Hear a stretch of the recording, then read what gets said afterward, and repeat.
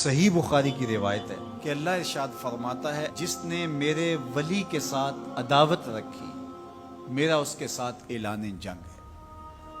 تو پھر کتنا حساس معاملہ ہو گیا جب ولی کی عداوت، ولی کی دشمنی اللہ سے دشمنی قرار پائی کہ اب اس کا میرے ساتھ اعلان جنگ ہے، تو اب پھر ہمارے لیے ضروری ہو گیا کہ ولی کو پہچانے کہ ولی ہے کون، کہیں ہم اس کی مخالفت نہ کر بیٹھیں اور ہم اللہ جل شانہ کے قہر و غضب کا شکار نہ ہو جائیں۔ تو یہاں اسی حدیث میں جو بخاری کی میں نے آپ کے سامنے رکھی کہ میرا بندہ فرائض کی ادائیگی کے بعد کثرت نوافل سے میرا قرب حاصل کر لیتا ہے، پھر آنکھیں اس کی ہوتی ہیں، قوتیں میں ڈال دیتا ہوں، ہاتھ اس کے ہوتے ہیں لیکن پکڑنے کی توانائی خاص اس میں ڈال دی جاتی ہے۔ فَكُنْتُ سَمْعَهُ الَّذِي يَسْمَعُ بِهِ، کان اس کے ہوتے ہیں لیکن وہ میری اس دی ہوئی خاص قوت سے سنتا ہے۔ ہاتھ اس کے ہوتے ہیں لیکن پکڑائی کی قوت خاص طور کے اوپر میں اس میں ڈال دے۔ پاؤں اس کے ہوتے ہیں لیکن وہ میری عطا کردہ خاص قوت سے چلتا ہے۔ آصف بن برخیہ آنے واحد کے اندر تخت بلقیس لے آیا کہ نہ لے آیا؟ قرآن نے بیان کیا نا، آنے واحد میں 1 مہینہ جاتے ہوئے لگتا تھا، 1 مہینہ آتے ہوئے لگتا تھا۔ حضرت سلیمان علیہ السلام نے کہا کہ بلقیس آ رہی ہے، بس وہ شہر سے باہر پہنچ گئی ہے، تو کوئی ہے جو اس کا تخت لے کر آئے، اس کے آنے سے پہلے حاضر کر دے۔ اور وہ تخت مکفل کر کے آئی تھی، 60 ہاتھ چوڑا تھا، 80 ہاتھ لمبا تھا اور کئی ہاتھ موٹا تھا۔ تو کہا کوئی ہے جو اس کے آنے سے پہلے لے آئے؟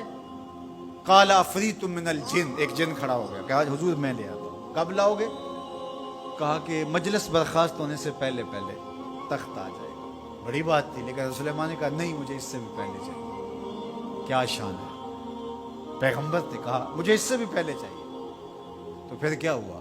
قرآن پڑھیے، قال الذی عندہ علم من الکتاب، جس کے پاس کتاب اللہ کے علم کا کچھ حصہ تھا۔ زبور ساری کا عالم نہیں تھا، زبور کی کچھ آیتوں کا عالم تھا۔ اس نے کہا انا آتی کا بے، جی حضور میں لے آتا ہوں۔ یہ تو دوپہر تک لا رہا ہے، تم کب لاؤ گے؟ کہا قبل ان یرتد الیک طرفک، آپ آنکھ بعد میں جھپکیں گے، تخت پہلے پڑا ہوگا۔ یہ قرآن نے کہا ہے نا۔ اور ابھی حضرت سلیمان نے آنکھ جھپکی نہیں تھی تو تخت سامنے پڑا تھا۔ جب اس کو دیکھا تو بے ساختہ کا ھذا من فضل ربی، یہ میرے رب کا فضل ہے جس نے میری دہلیز کے ایک خادم کو یہ طاقت عطا کی ہے کہ 1 مہینے کی مسافت سے اتنا بڑا تخت آنے واحد میں آنکھ جھپکنے سے پہلے حاضر کر دیتا ہے۔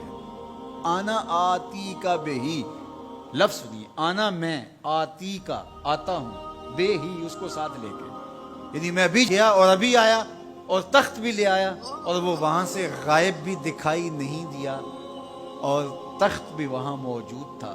اور حضرت سلیمان نے کہا کہ یہ میرے رب کا فضل ہے، اور اس کہانی کو میرے رب نے قرآن میں بیان فرمایا۔ جو کرامات پچھلے انبیاء علیہم السلام کی امتوں کے اولیاء کو حاصل تھی، وہ اس امت کے اولیاء کو بھی حاصل ہو سکتی ہیں۔ جس طرح حضور نبیوں سے افضل ہیں، حضور کی امت باقی امتوں سے، اور حضور کی امت کے اولیاء باقی امتوں کے اولیاء سے افضل ہیں۔ تو جب ان کی یہ کرامت ہو سکتی ہے کہ آنے واحد میں تخت بلقیس لا سکتے ہیں، تو اگر اس امت کے کسی ولی کی ایسی کرامت بیان کی جائے تو اس میں طبیعت میں بے چینی کیوں پیدا ہو؟ یہ تو حضرت سلیمان کی امت کے ولی کو بھی اللہ کمال دیا ہے، تو محمد عربی کے غلام کو کیوں نہیں دے سکتا؟ تو جو حضرت شاہ نقشبند بخاری علیہ رحمہ کا ذکر کیا جاتا ہے کہ جب آپ کی خادمہ کو اور آپ سے عقیدت کا دھم بھرنے والی خاتون کو کابل میں محل کی چھت سے دھکا دے دیا گیا، اور جب وہ نیچے پہنچی تو حضرت شاہ نقشبند بخاری علیہ رحمہ نے اس کو جو ہے وہ آسانی کے ساتھ زمین پہ رکھ دیا، تو حیرت سے آنکھیں پھٹی رہ جاتی ہیں اور پوچھتی ہیں کہ آپ کب آئے، آپ تو بخارے میں تھے؟ تو برجستہ بولتے ہیں تو از چبارہ آمدی من از بخارا آمدہ، تو چبارے سے چل پڑی تھی، میں بخارے سے چل پڑا تھا۔ تو یہ حضور کے غلاموں کی شان ہے، اور یہ کوئی جو ہے وہ بعید نہیں ہے۔ باقی رہی بات یہ عقل نہیں مانتی، تو معجزہ اور کرامت ہوتے ہی وہی ہیں جو عقل انسانی کو عاجز کرتے ہیں۔ جو عقل میں آ جائے وہ تو فن ہوگا۔ ما یعجز بہ العقل، عقل کی جہاں پہنچ نہ ہو، جو ظاہری اسباب سے ماورا ہو، جو چیزیں ما فوق الفطرت ہیں، تو انہیں ہی تو کرامت، قدرت یا معجزہ کہا جاتا ہے۔ اور اگر وہ عقل اور فہم اور ادراک میں آ جائیں تو پھر جو ہے وہ کیا ہو؟ تو اس کی نظیر ہمارے پاس قرآن میں موجود ہے۔ اب اللہ کا ولی کون ہوگا؟ حضور علیہ السلام سے پوچھا گیا، ابن مردوی اور باقی لوگوں نے روایت کیا کہ حضور ولی کون ہے؟